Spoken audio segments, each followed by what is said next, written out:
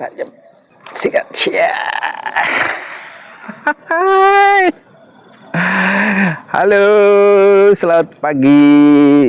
A very good morning. Mataharinya lagi terang, pas merkah menyambut hari.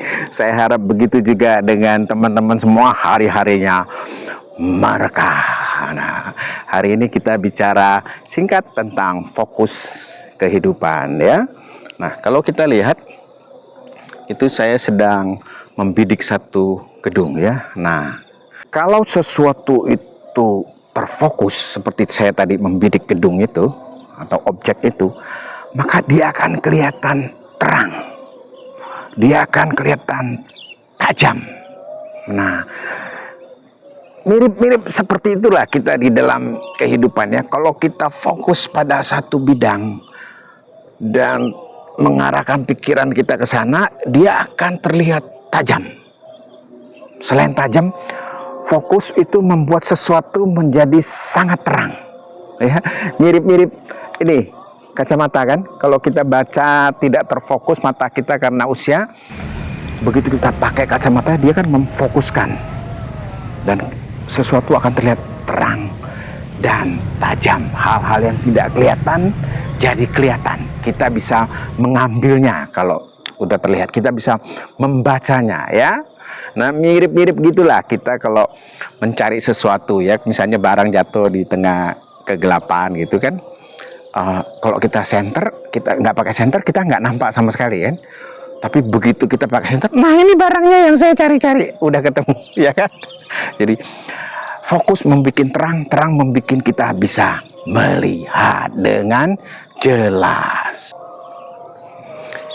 Mirip-mirip seperti itulah kalau orang sedang berusaha atau di dalam dunia bisnis, karier, profesi, ya. Kalau kita fokus pada sesuatu, mau nggak mau kita akan mengarahkan semua energi dan perhatian ke situ. Dan kemana kita mengarahkan perhatian, itu tenaga akan ke sana. Ada bahasa Inggris bilang gini kan, energy flow where attention go. Nah, sekarang fokus bukan hal yang gampang, karena ini berseberangan dengan sifat alamiah alam pikir kita. Alam pikir kita kan itu kan dia seperti pergerakan galaksi itu, ke sana ke sini kayak waves gitu ya, ke sana ke sini, ke sana ke sini, drifting ke sana ke sini. Nah, kalau kita fokus kan, maka hal-hal besar akan terjadi, ya. Dalam dunia usaha itu kalau kita memfokuskan sesuatu, mau nggak mau energi dan sumber daya kita arahkan ke sana.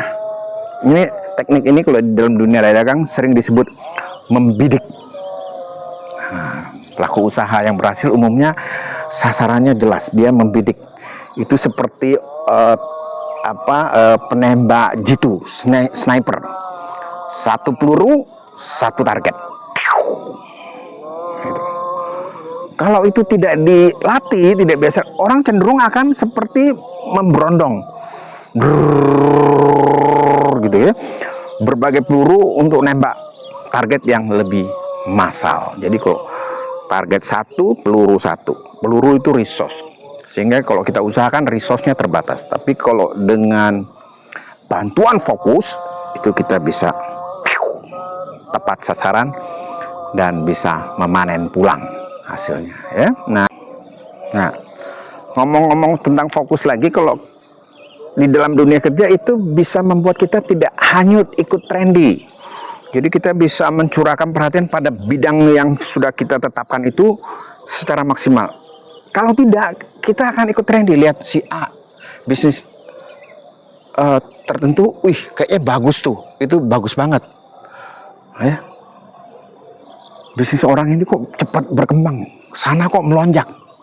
Nah, itu kan kelihatannya.